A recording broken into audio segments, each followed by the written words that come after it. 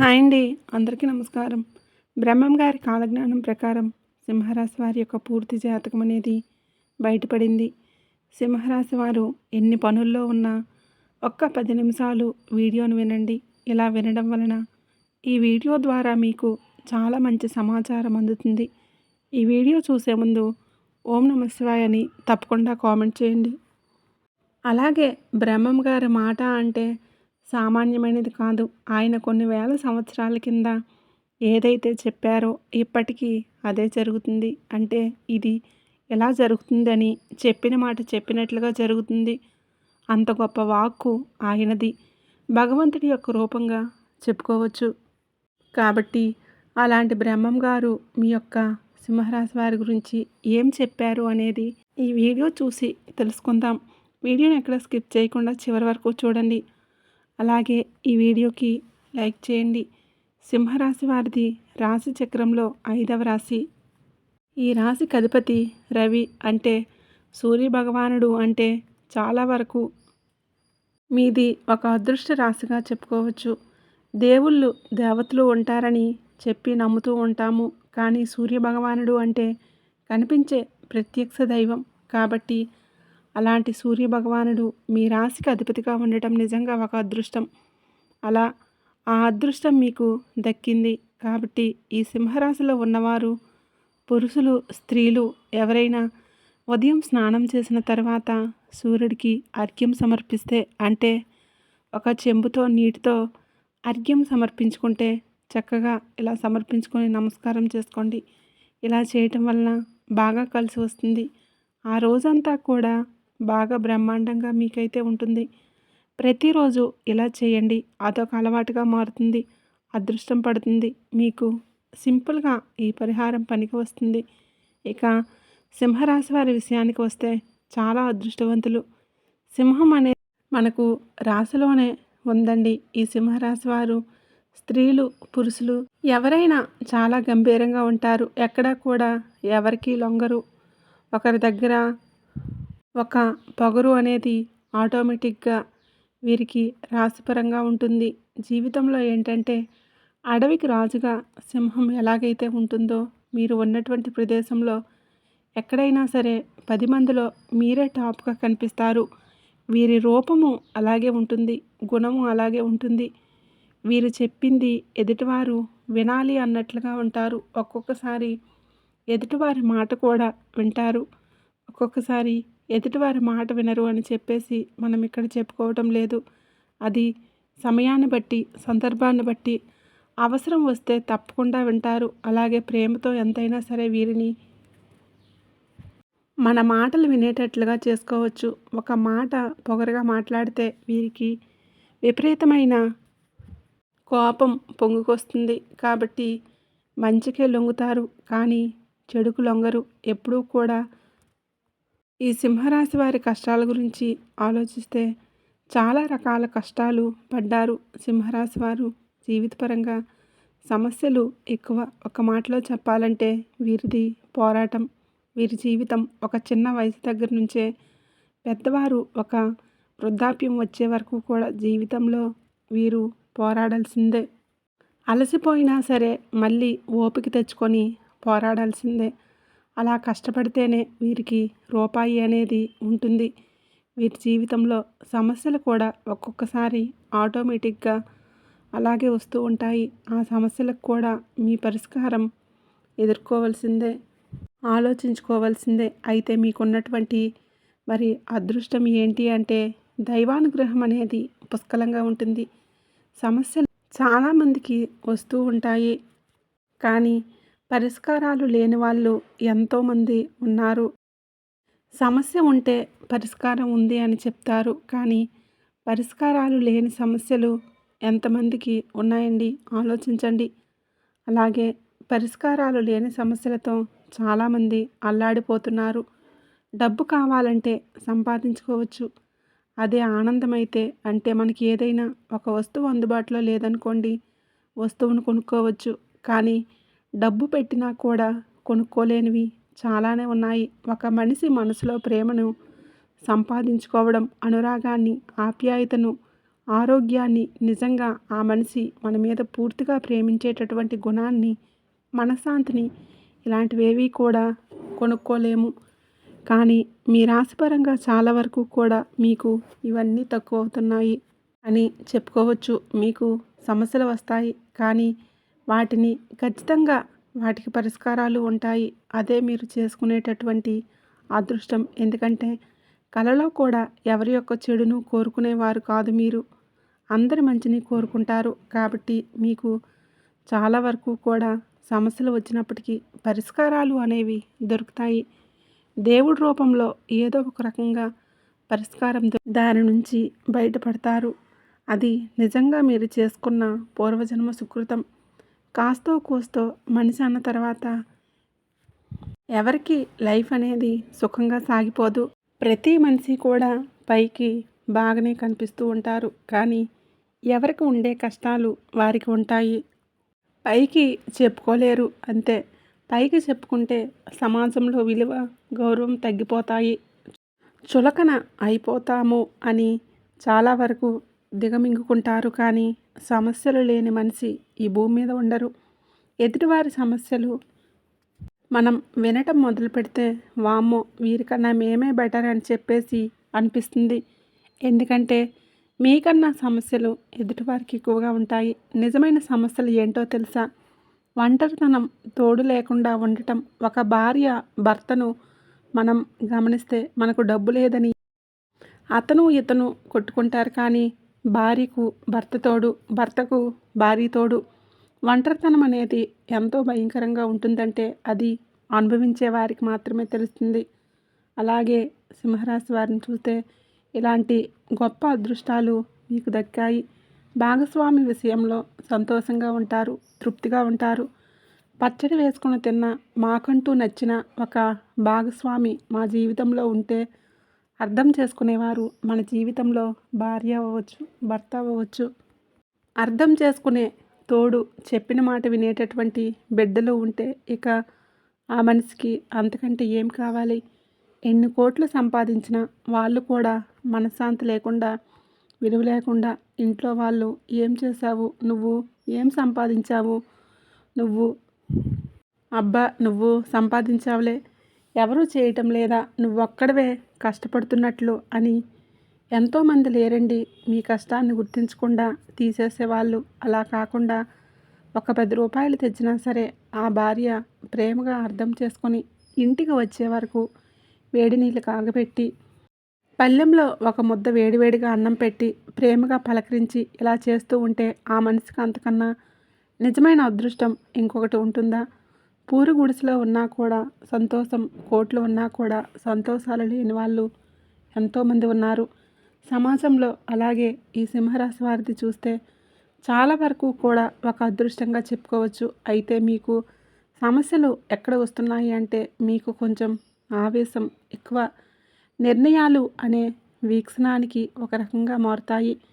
కాసేపు ఉన్న ఆలోచన మరి కాసేపటికి ఉండదు. అంతలోనే నిర్ణయాలు తీసుకుంటారు, అంతలోనే మార్చుకుంటారు. ఇలాంటివన్నీ జరగటం వలన కొన్ని ఆలోచనలు ఎక్కువగా ఉంటాయి, కొంచెం ఎక్కువ. కాబట్టి మీరు ఆలోచన విధానం మార్చుకోండి. తప్పు కానీ ఒప్పు కానీ ఒక్కొక్కసారి 2-3 సార్లు ఆలోచించాల్సి వస్తుంది. అలా తప్పు కానీ ఒప్పు కానీ నిర్ణయం తీసుకున్నప్పుడు దాని మీద కట్టుబడి ఉండండి. ముందుగానే నరకం పడటం కన్నా తప్పు జరిగినప్పుడు అది ఒక అనుభవంగా మారుతుంది కదా. కాబట్టి ఎదుటివారి సలహాలు ఎంతవరకు వినాలో అంతవరకే వినండి, కానీ పూర్తిగా ఎవరి మాట వినొద్దు. అలాగే మీ పర్సనల్ విషయాలు ఉంటే ఎవరికీ చెప్పుకోకండి. బంధువులు అవ్వచ్చు, లేదంటే స్నేహితుల రూపంలో అవ్వచ్చు. ఫోన్లలో కొంతమంది అభిమానంగా మాట్లాడతారు, అలాంటి వారికి పర్సనల్ విషయాలు చెప్పుకోకండి. అలా చెప్పడం వలన మీరే చులకనవుతారు. ఎవరికి అర్థం కాదండి, అర్థమైనట్లుగా నటిస్తారు. అంతేగాని ఎవరు కూడా ఎవరి బాధను అర్థం చేసుకొని ఎవరు మన యొక్క బాధను తీర్చరు. మీ బాధ మీరే పడాలి, ఇబ్బంది మీరే పడాలి. 100 రూపాయలు అవసరమంటే ఎవరైనా ఇస్తారా? ఇవ్వరు. కుటుంబంలో సమస్య వచ్చింది, మనశ్శాంతి లేదని చెప్తారు. ఆ మనశ్శాంతి లేదని మాటకు ఎవరైనా మనశ్శాంతిని మీకు ఇస్తారా? కానీ కష్టం వాళ్ళకి చెప్పుకుంటే విన్నారని అనుకుంటారు, కానీ వెనకాల అలా జరగాల్సిందే, ఇలా జరగాల్సిందే, మీరు ఏమైనా తక్కువ కాదు, కాబట్టి ఇలా జరుగుతున్నాయి, వీళ్ళు ఏదో మంచివాళ్ళు అయినట్లుగా చెప్తారు, వీరి మీద చెబుతారు, ఎంతోమంది మీద చెబుతున్నారంటే వాళ్ళు మంచివాళ్ళేనా, మాట పడాల్సిన పరిస్థితులు ఎక్కువగా వస్తాయి, కాబట్టి కడుపులో బాధలు కూడా చెప్పుకునే రోజులు కాదు ఇవి.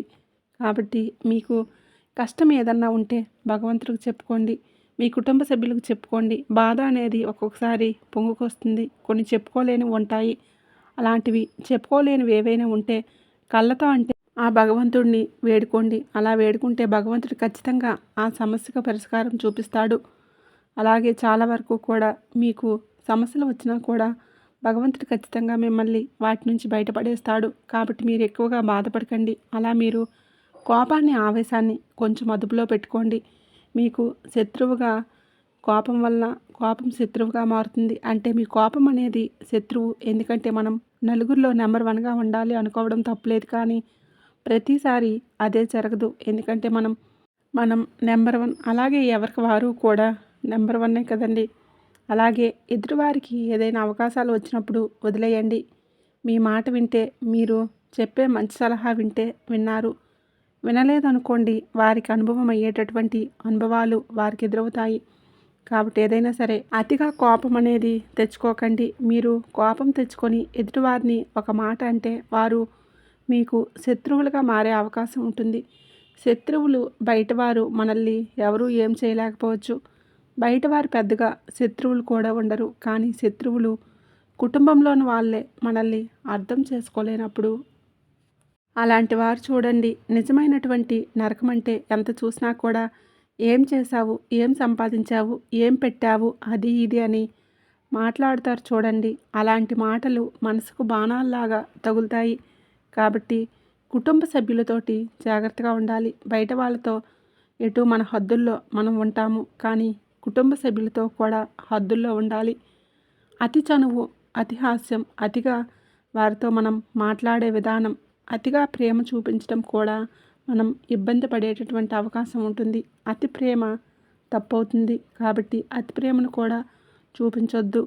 మీ భాగస్వామిని మనసారా ప్రేమించండి. ఎందుకంటే మీ కుటుంబం మిమ్మల్ని నమ్ముకొని ఉన్నటువంటి మనుషులు కాబట్టి అలానే ప్రేమించే కుటుంబం కోసం కష్టపడాలి, సంపాదించాలి, బాగా చూసుకోవాలి. కానీ మాట తీరు, మాటలు చెప్పేటప్పుడు కానీ చేసేటప్పుడు కానీ అతిగా ఏది కూడా చేయకండి. అతిగా చేయటం వల్ల మీ విలువ అనేది తగ్గిపోతుంది.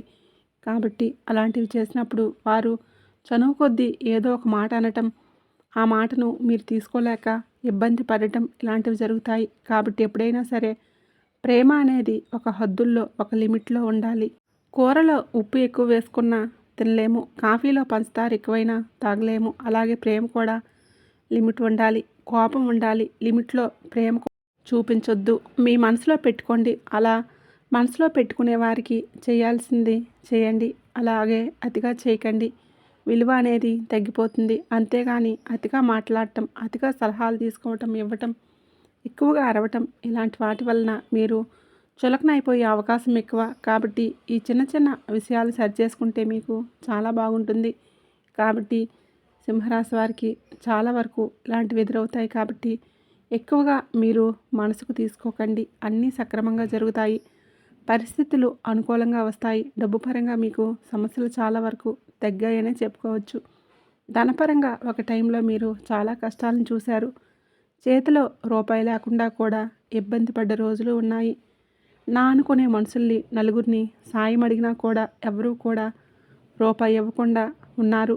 ఇలాంటివన్నీ మీరు చాలా ఫేస్ చేసి ఉన్నారు. అయితే మీ యొక్క అదృష్టవశాత్తు మీరు రూపాయి విలువ తెలుసుకున్నారు, కష్టపడటం నేర్చుకున్నారు, డబ్బు సంపాదించడం తెలుసుకున్నారు. కాబట్టి మీకు మీరు పోల్చుకున్నట్లయితే డబ్బు పరంగా సమస్యలు తగ్గాయని చెప్పవచ్చు. కోట్లు అని చెప్పుకోలేము, కోటీశ్వరులాగా ఉండవచ్చు, కానీ కొంతమంది మధ్యతరగతి వాళ్ళు కూడా ఉంటారు. అలా చిన్న చిన్న ఇబ్బందులు ఉన్నప్పటికీ కూడా గతంతో పోల్చుకుంటే పర్వాలేదు, సంపాదించుకుంటారు. ఇంకాస్త కష్టపడాలి అనే సంకల్పం మీలో ఉంది. జీవితంలో ఒక ఉన్నత స్థాయికి ఎదగాలి అన్నటువంటి ఆశ ఉంది. కాబట్టి ఖచ్చితంగా మీరు జీవితంలో ఒక స్థాయికి అయితే వస్తారు. మంచిగా ఎదుగుతారు. కాబట్టి మీ యొక్క సంకల్పం ఎంత గట్టిగా ఉంటుందో ఆ దైవం కూడా మీకు అంతే సపోర్ట్‌గా ఉంటారు. కాబట్టి మీకు బాగా కలిసి వస్తుంది. మీరు ఇబ్బంది పడాల్సినటువంటి అవసరమైతే లేదు. అప్పు ఏదన్నా ఉన్నా కూడా తీర్చుకుంటారు. ఉద్యోగాలు లేని వారికి ఉద్యోగాలు వస్తాయి. కొంతమందికి వివాహాలు ఆలస్యమైన వాళ్ళు ఉంటారు. వారికి వివాహాలు జరుగుతాయి. సంతానం లేని వారు ఎవరైతే ఉన్నారో వారికి సంతానం కలిగే అవకాశం ఉంటుంది. మీరు ఇలా ఏవైతే సమస్యలతో ఇబ్బంది పడుతున్నారో అవన్నీ తొలగిపోతాయి. మీరు కోరింది కోరినట్లుగా జరుగుతుంది. కాబట్టి మీరు సంతోషంగా ఉండండి. మీరు ఎక్కువగా శివారాధన చేసుకోండి. శివారాధన మీకు కలిసి వస్తుంది. సింహరాశి వారు ఏంటంటే కాస్త శివుడికి పూజ చేసుకోవడం, సోమవారం నాడు శివాలయానికి వెళ్ళటం చేయండి. ప్రతిరోజు లేదా కనీసం ప్రతి సోమవారం శివలింగానికి అభిషేకం చేయటం మంచిది.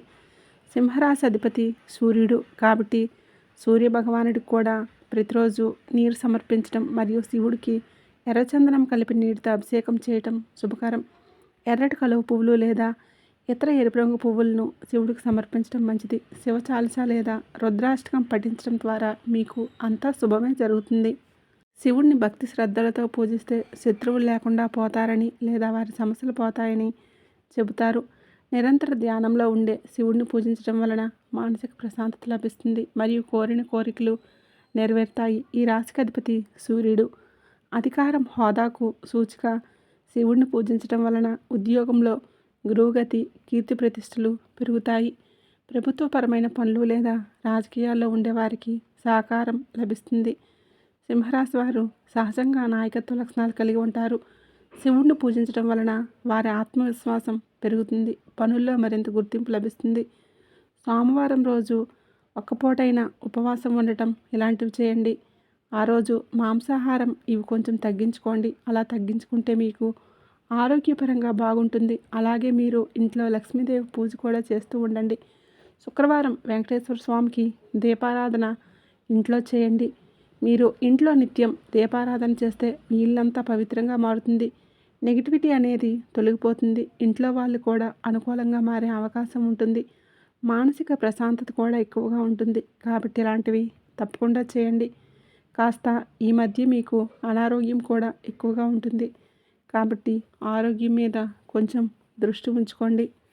ముందు మీరు ప్రశాంతంగా ఉండండి. జరగాల్సినవి అవే జరుగుతాయి. మన చేతుల్లో ఉన్నంత వరకు మనం చేయగలుగుతాము.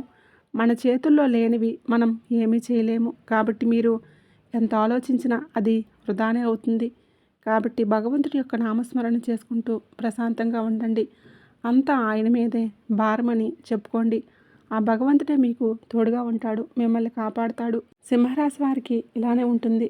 బ్రహ్మం గారు చెప్పినటువంటి గొప్ప మాటలైతే ఇవేనండి. అర్థమైంది కదండి. ఈ వీడియో కనుక మీకు నచ్చినట్లయితే లైక్ చేయండి, షేర్ చేయండి. అలాగే మన ఛానల్ని తప్పకుండా సబ్స్క్రైబ్ చేసుకోండి.